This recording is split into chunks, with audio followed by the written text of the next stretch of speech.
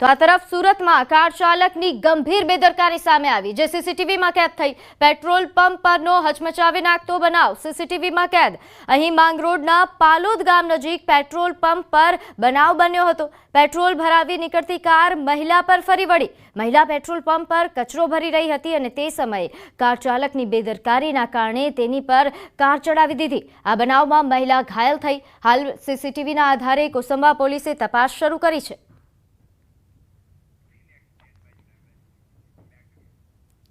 તો જૂનાગઢના ઝાંઝરડા ચોકડી નજીક અકસ્માતનો બનાવ સામે આવ્યો છે। અહીં મહાનગરપાલિકાની ફાયર વિભાગની કારે અકસ્માત સર્જ્યો હતો। ચીફ ઓફિસર ડ્રાઈવર મનપાની કારમાં સવાર હતા। અકસ્માત બાદ સ્થાનિકોનો મોટો આક્ષેપ કે ચીફ ફાયર ઓફિસર વિશાલ ત્રિમડિયા અને ડ્રાઈવર વિજય કાછડિયા નશામાં છે, જેનો આક્ષેપ સ્થાનિકો દ્વારા કરવામાં આવ્યો। અકસ્માતમાં 3 ઈજાગ્રસ્તો સારવાર હેઠળ। ડ્રાઈવરે રોંગ સાઈડમાં કાર ચલાવીને અકસ્માત સર્જ્યો હતો। ઈજાગ્રસ્ત તો વાહન ટોઈંગ કરીને આગળ લઈ જવામાં આવ્યા। નોંધ્ય છે કે તે દરમિયાન અચાનક જ રોંગ સાઈડમાં આવીને અકસ્માત સર્જ્યો હતો। અહીં ફરિયાદ નોંધાતા તજવીજ પણ હાથ ધરાઈ છે।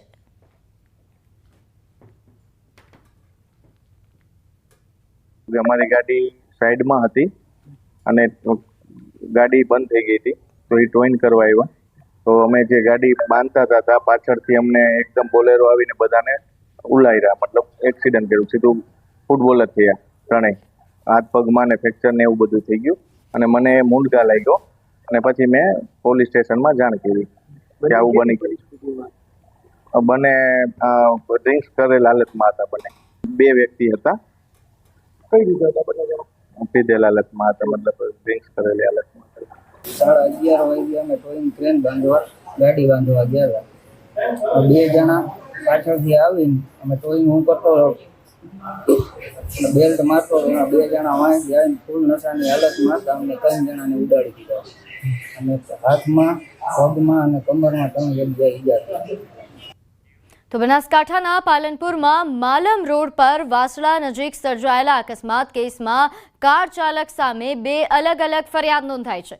પોલીસ પુત્ર શાહિલ મુડેઠિયા સામે ડ્રિંક એન્ડ ડ્રાઈવ સહિત અકસ્માત સર્જવા મામલે ફરિયાદ નોંધાઈ। પીડિત કાંતિભાઈ પટેલે અકસ્માત સર્જી ઈજાઓ પહોંચાડવા મામલે ફરિયાદ નોંધાવી છે।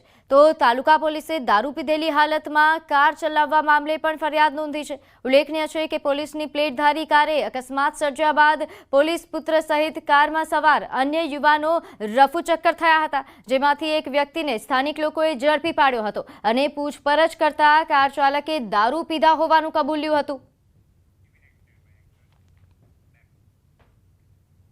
તો આ તરફ કચ્છના અંજારમાં મહિલા એએસઆઈના હત્યાના આરોપીએ પોલીસ સામે આત્મસમર્પણ કર્યું। પોલીસે આરોપી પ્રેમીની ધરપકડ કરી। ગત રાત્રે એએસઆઈના પ્રેમીએ જ ઘરમાં ગળું દબાવીને હત્યા કરી નાખી। પોલીસના મતે ગઈકાલે રાત્રે લગભગ 10 વાગે એએસઆઈને તેના પ્રેમી વચ્ચે ઝઘડો થયો હતો, જેમાં ગુસ્સે ભરાયેલા પ્રેમીએ એએસઆઈની હત્યા કરી નાખી હતી। મરણ જનાર અરુણા જાદવ મૂળ સુરેન્દ્રનગરના દેરવાડાના વતની હતા અને અંજારની ગંગોત્રી સોસાયટીમાં રહેતા હતા। જે પ્રેમીએ ગળું દબાવી હત્યા કરી તે આરોપી દિલીપ એસઆરપીએફમાં ફરજ બજાવે છે। હાલ અંજારમાં ફરજ બજાવતી મહિલા એએસઆઈની હત્યાથી પોલીસ ખાતામાં દોડધામ મચી ગઈ છે। બંને 2001માં ઇન્સ્ટાગ્રામથી સંપર્કમાં આવ્યા હતા। બંને લિવ-ઇનમાં રહેતા હતા। તો આ તરફ મહિલા એએસઆઈના મામાનો મોટો આક્ષેપ છે કે મૃતકના માતા પિતા દિલીપ સાથે લગ્ન કરવા તૈયાર હતા, પરંતુ દિલીપના કુટુંબીજનો વિરોધમાં હતા। ગઈકાલે રાત્રે બંને અરુણાબેનના ઘરે હતા, તે વખતે બંને વચ્ચે 10 વાગ્યાની આસપાસ ઝઘડો થયેલ હતો અને ઝઘડા બાદ આરોપી દિલીપ દ્વારા અરુણાબેનનું ગળું દબાવીને હત્યા કરવામાં આવેલ છે અને આરોપી પોતે અત્યારે સીઆરપીએફમાં કોન્સ્ટેબલ તરીકે ફરજ બજાવે છે। ત્યારબાદ આરોપી દ્વારા સવારે સામેથી અંજાર પોલીસ સ્ટેશન ખાતે સરેન્ડર કરવામાં આવેલું।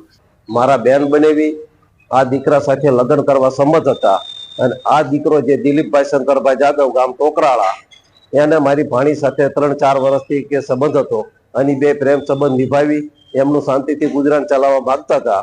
અમે એ લોકોને મળી ચૂકેલા છીએ, પણ એ દીકરાના મમ્મી પપ્પા રાજી હતા, પણ દીકરાના જે કુટુંબીજનો, એના દાદા, એનો દાદાનો દીકરો, આ લોકો આમાં સંમત નહોતા, એટલે છોકરાઓના ઘરેથી અડધૂત કરેલા।